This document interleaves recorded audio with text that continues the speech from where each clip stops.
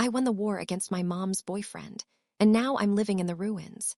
Okay, so I need someone to tell me if I'm going crazy here. Because I won. I actually won. My mom, Margaret, finally broke up with him. With David. For the last 6 months, that was my entire mission, my single-minded goal, get the intruder out. And the intruder is officially out. The front door is locked. His stupid beige coat is gone from the hook. His aftershave no longer haunts the bathroom cabinet. And his even stupider orthopedic-looking running shoes aren't cluttering up our entryway anymore. Victory, I should be celebrating. Seriously, I had a whole fantasy planned out. I'd burst through the door with a bottle of cheap Prosecco, we'd order a disgustingly greasy pepperoni pizza, and we'd dance around the kitchen to the Supremes, laughing until our sides hurt, just like we used to after a bad week. It was supposed to be a restoration, a return to how things were, just me and her. Safe. But the silence in this house is a physical thing. It's a thick, heavy blanket smothering everything.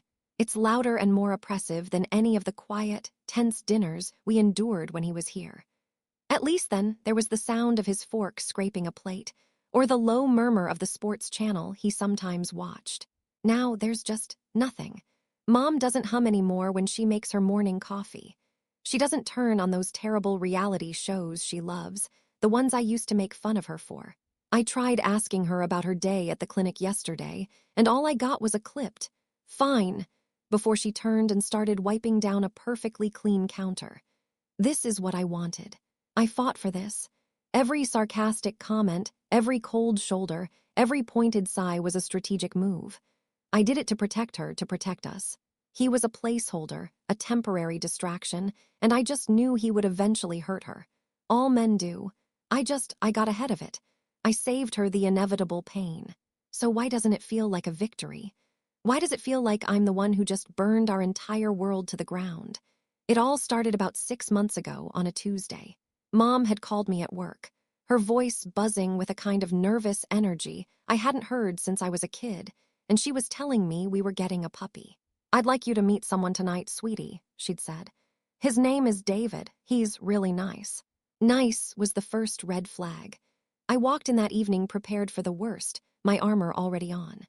And there he was, standing in our living room, looking like he'd been plucked from a catalog for pleasant, unthreatening middle-aged men. He wasn't movie star handsome, but he had kind eyes and a smile that seemed genuine. Too genuine. He worked as a client relations manager at a local credit union, drove a sensible sedan, and was wearing a perfectly ironed, soul-crushingly boring blue button-down shirt. He shook my hand with a firm, dry grip and told me he'd heard so much about me. My mom was practically vibrating next to him. She kept smoothing down her dress and tucking her hair behind her ear, acting like a teenager on a first date. She was 52. It was pathetic and dangerous. You have to understand my father was the king of charm. He could talk his way into and out of anything. He had that same easy smile, that same way of making you feel like you were the only person in the room. And then one day, he just wasn't there anymore. He'd packed a bag and left for a younger woman with a ready-made family, leaving my mom to pick up the pieces of her life and mine. It taught me a valuable lesson.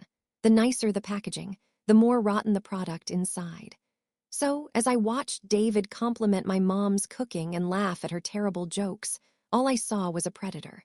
A different kind of predator, maybe.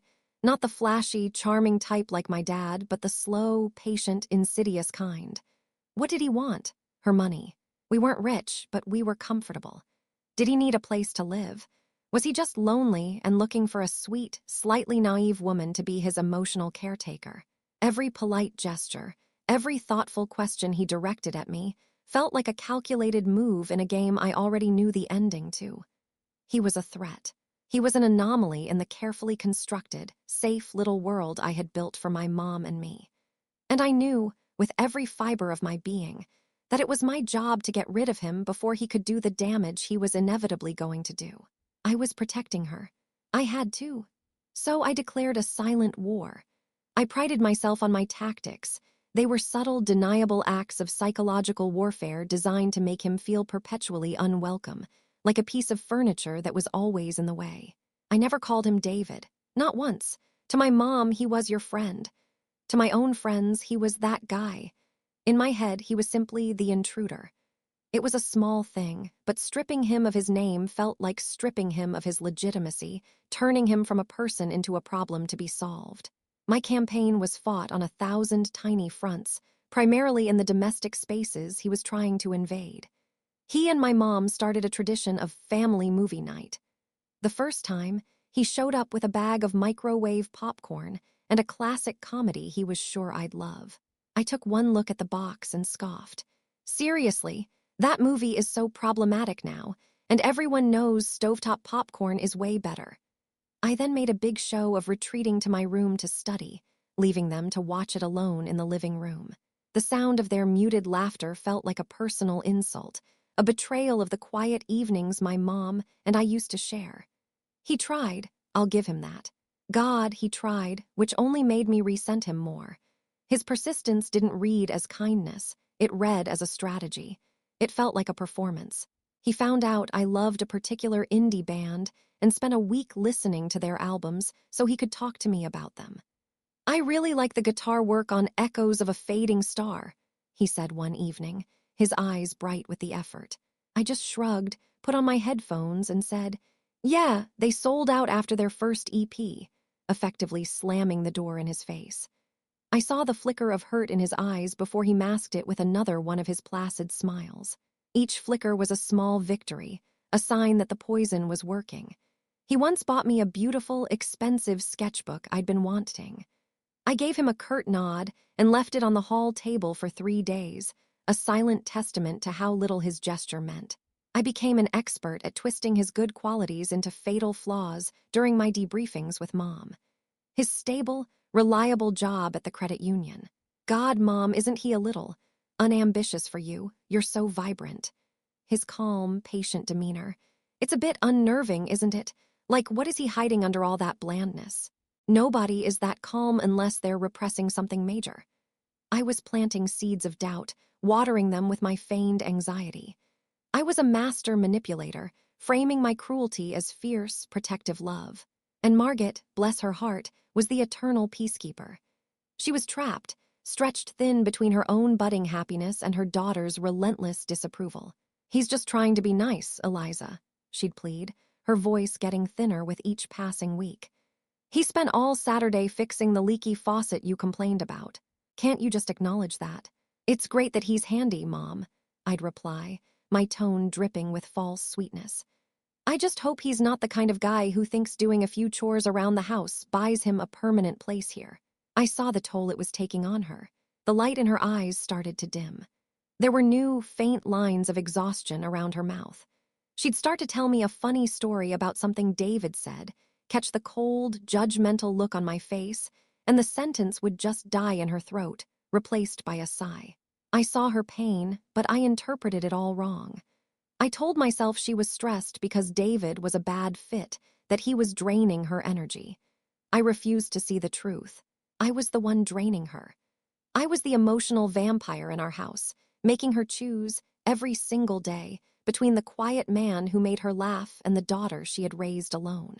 And I knew, with the cold, unearned certainty of a spoiled child, that I would always win that choice.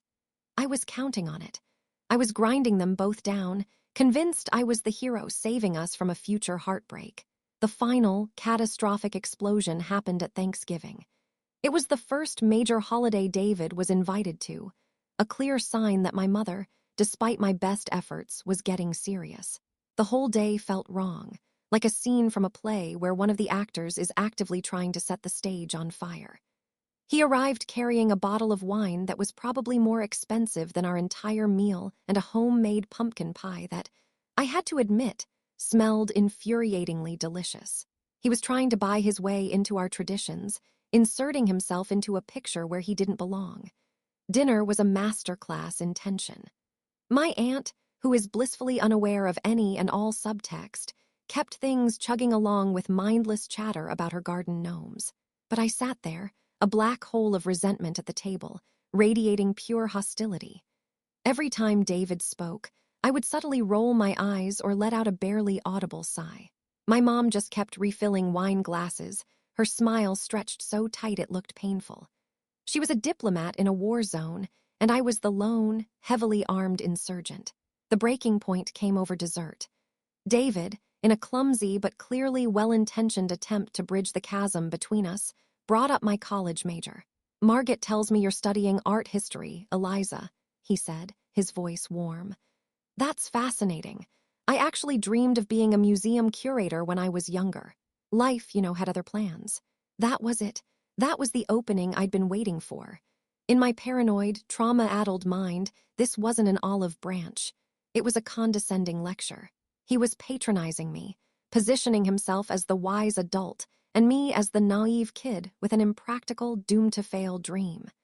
He was subtly critiquing my life choices, comparing my potential failure to his own settled, boring reality. He was basically saying, "That's cute, but you'll end up like me." I put my fork down with a loud clink that made everyone flinch.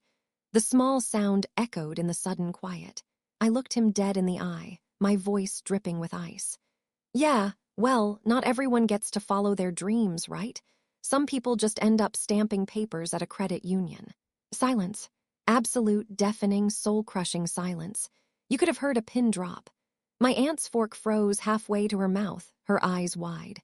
David's face went completely pale, all the warmth draining out of it, leaving behind a blank, shocked mask. He looked like he'd been slapped.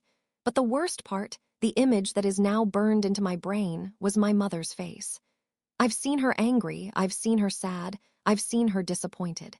But I had never, ever seen this look before. It was a horrifying cocktail of pure shame, profound hurt, and a final, shattering wave of disappointment. It was the look of someone realizing they had made a terrible, terrible mistake, not in dating David, but in raising me. In that one moment, I had publicly humiliated not just him, but her. I had taken her small, fragile attempt at happiness and smashed it to pieces on the dining room table for everyone to see. After Thanksgiving, the cold front that had been hovering over our house officially settled in and became a permanent ice age. David didn't come over again. His name wasn't mentioned. It was as if he had never existed, except for the thick, suffocating blanket of unspoken words that now filled every room. A few days later, my mom sat me down at the kitchen table. I braced myself for a fight, for yelling, for tears. I had my arguments ready, my justifications polished. But none of it came.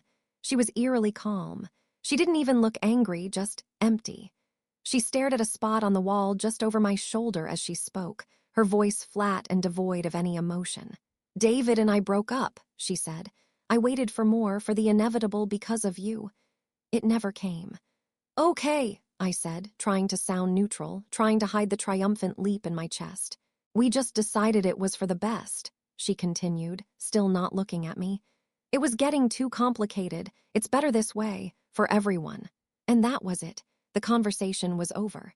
That quiet, clinical pronouncement was more terrifying than any screaming match could have been. She was protecting him from me, even in the end. Or maybe she was protecting herself. From that day on, my mother treated me with a kind of devastating politeness.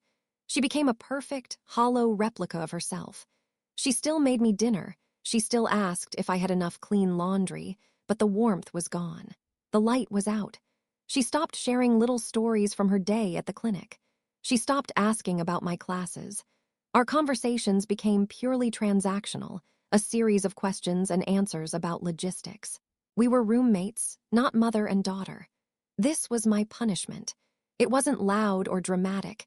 It was a quiet, relentless withdrawal of love. She hadn't left me physically, like my father did, but she had emotionally abandoned me.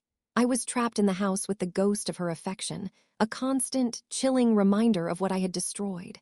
I had won. I had gotten what I wanted, and I had never felt more alone in my entire life. The silence and the politeness were driving me insane.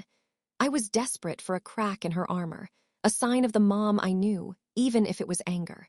I needed to understand what had really happened. I needed a villain, a reason to justify my actions, and since she wouldn't give me one, I went looking for it.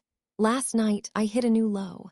I told her I needed to use her laptop to print a final paper because my printer was out of ink. As the document was printing, my heart hammering against my ribs, I opened her browser. I didn't even know what I was looking for. evidence of him being a jerk, another woman, anything. Instead, I clicked on her search history, and my world just imploded. It was a timeline of her private agony, stretching back months. How to get my daughter to like my new boyfriend. Introducing new partner, after divorce adult child. Daughter is rude to my boyfriend, what to do? Signs of emotional blackmail from child. Am I a bad mother for wanting my own life? Feeling guilty for dating as a single mom. When your child makes you choose. And then, the last one, dated the day after Thanksgiving. How to forgive your child when they break your heart. I had to physically clap my hand over my mouth to keep from sobbing out loud. It wasn't about him. It was never about him. It was about her.